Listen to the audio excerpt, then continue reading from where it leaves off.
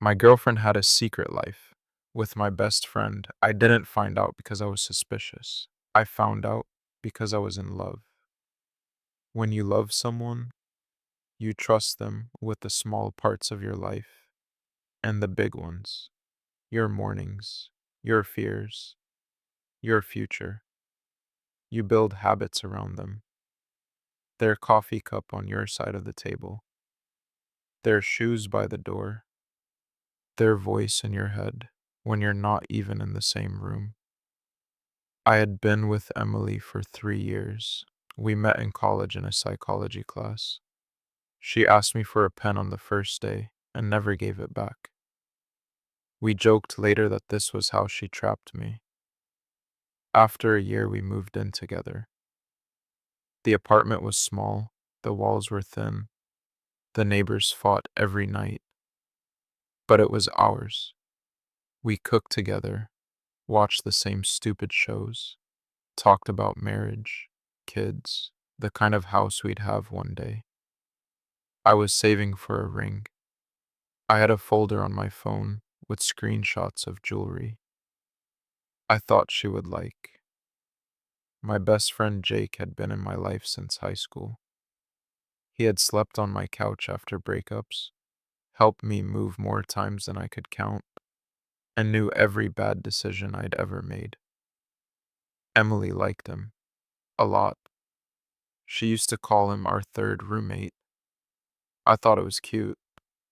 For a long time, life felt stable, boring in a good way, predictable.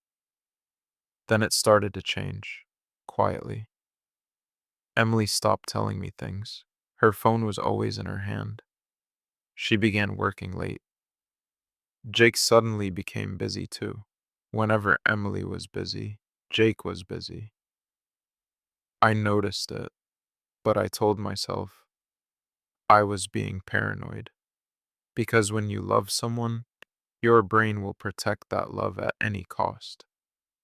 It finds explanations for things that don't make sense. It fills in the gaps with hope. One night she fell asleep on the couch with her laptop still open. I wasn't trying to snoop.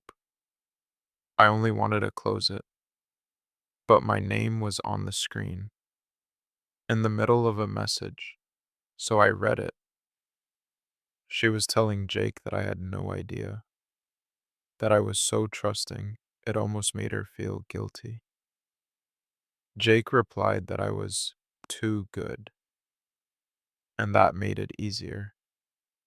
They were joking about me. They had been sleeping together for over a year.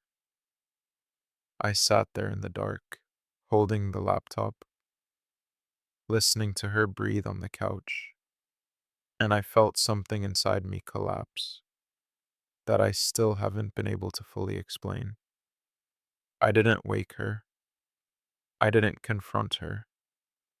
I closed the laptop and went to the bathroom and threw up. The next morning, I kissed her goodbye and told her I loved her. She smiled and said it back. Then she texted Jake 5 minutes later. From that moment on, I started living two lives. In one, I was the boyfriend who trusted his girlfriend and planned a future. In the other, I was quietly watching everything fall apart. For the first few days, I didn't know what to do with the truth. I went to work. I came home. I kissed her on the cheek. I laughed at Jake's jokes. Inside, I was slowly breaking apart. I started paying attention to everything.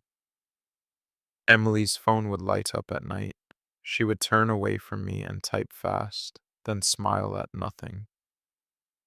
When I asked what was funny, she would say it was a meme from her coworker. I stopped asking. Sometimes she said she was meeting her friend Sarah. I noticed that on those nights, Jake never answered my messages. Not once. I told myself coincidences happen, but they were happening too often. One Friday, I told Emily I had to work late. Instead, I parked my car a few streets away from our apartment and waited. About 20 minutes later, she walked outside, checking her phone, smiling. A minute after that, Jake's car pulled up. She got in. They didn't see me. I followed them. Not like in the movies. No high speed. Just far enough back that I wouldn't be noticed. They drove to the other side of the city and stopped in front of a small house I didn't recognize. The lights were already on. Jake unlocked the door. Emily walked in like she'd been there 100 times. I sat in my car with the engine off for almost an hour. I didn't cry. I didn't scream. I just stared at that door. When she finally came back out, her hair was messy and she was smiling the same way she smiled at me when she was happy. That night, she came home and kissed me. I tasted him on her lips. Over the next few weeks, I collected proof, screenshots, photos, dates, times, lies. They talked about me like I was a child, like I was something fragile they had to handle carefully. Sometimes Emily would crawl into bed next to me and hold my arm. I would lie there awake, counting her breaths, wondering how long a person can pretend before they lose their mind. What hurt the most wasn't the sex, it was the planning. They talked about our future, about our wedding, about my job, about how much money I was saving. They were building their life on top of mine. I reached a point where pretending became harder than the truth. One night, I sat in my car for over an hour after work, staring at my phone, trying to decide who I hated more, her or him. In the end, I realized I didn't want revenge. I wanted answers. I wanted to hear it from their mouths. So I made a plan. I told Emily I had a business trip for the weekend. She hugged me too tight and said she'd miss me. I told Jake the same thing. He said, "Text me when you get there, bro." I didn't go anywhere. I booked a cheap motel a few miles away and waited.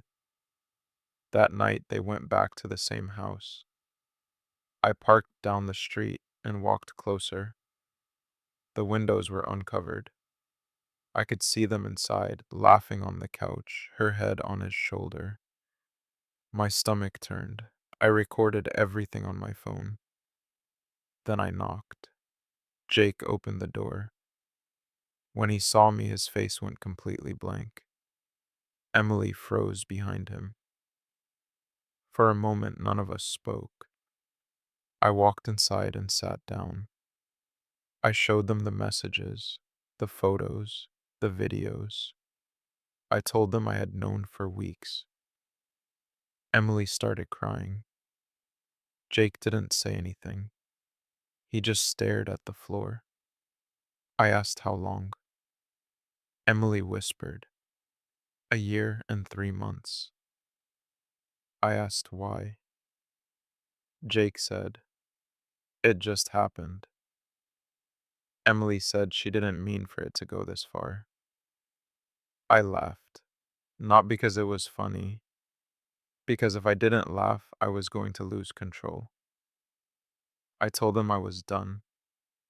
No yelling, no violence, just finished. I walked out and drove away, out and drove.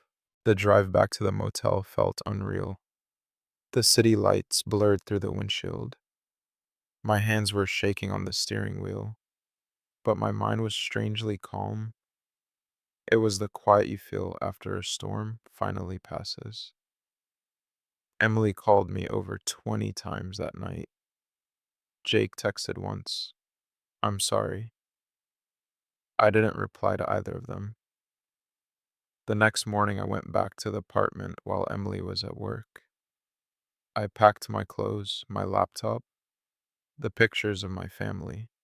I left the rest: the couch, the dishes, the future we had planned. I left my key on the counter. For weeks after that, I barely slept. I replayed every conversation. every smile, every memory. I kept asking myself how I missed it, how I let two people I trusted build a second life behind my back. But eventually, the questions stopped hurting as much. I blocked them both. A month later, I heard they were together officially. It didn't destroy me the way I expected. By then, I had already grieved them while they were still in my life. I moved to a different part of the city, new apartment, new job, new routines. I started going to the gym. I started cooking for myself again. I started waking up without dread. One evening, I was walking home from work and realized something strange. I hadn't thought about them all day. That's when I knew I was finally free. Sometimes I still think about trust, about how easy it is to give your heart to the wrong people, and how hard it is to take it back. But I also think about what that betrayal gave me: clarity.